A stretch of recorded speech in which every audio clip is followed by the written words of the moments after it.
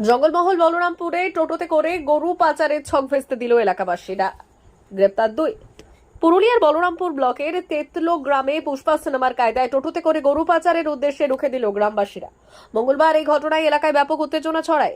একটি টোটোতে চতুর্দিকে কাপড়ের পর্দার ঘেরা দিয়ে সিনেমার কায়দায় 5টি গরু নিয়ে পুরুলিয়ার দিকে যাচ্ছিল পাচারকারীরা। আর সেই সময় গ্রামবাসীদের সন্দেহ হয়, টোটোটি আটকে দেন তারা এবং পাচারকারীদের ধরে ফেলেন। খবর পেয়ে বলরামপুর বজরং দলের সদস্যরা ঘটনাস্থলে পৌঁছয় এবং গ্রামবাসীদের সহযোগিতায় টোটো থেকে গরুগুলোকে উদ্ধার করে। এরপর বলরামপুর থানায় খবর দিলে পুলিশ এসে টোটো সহ দুজনকে গ্রেপ্তার করে। পুলিশ জানিয়েছে আগামীকাল বুধবার আটক দুই পাচারকারীকে পুরুলিয়া জেলা আদালতে তোলা হবে। গরু পাচারের প্রতিবাদ জানিয়ে সোচ্চার হয়েছে পুরুলিয়া জেলা বিজেপি।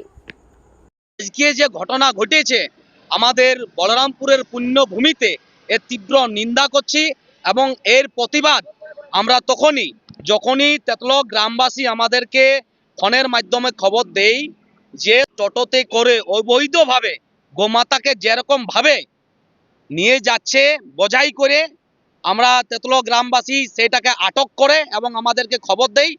তৎকাল আমরা বজরং দলের কার্যকর্তা আমাদের সংযোজক অনুপ ভাইয়ের নেতৃত্বে আমরা সেইখানে যাই এবং সেটার প্রতিবাদ করি এবং যথাযথ শাস্তির জন্য আমরা পুলিশ প্রশাসনের দ্বারস্থ হই এবং লিখিত আকারে আমরা তাকে অভিযোগ জানাই যে যারা এই কাজটা করেছে, গরু পাচার করার চেষ্টা করেছে, তাদের জন্য যথাযথ শাস্তি হয়।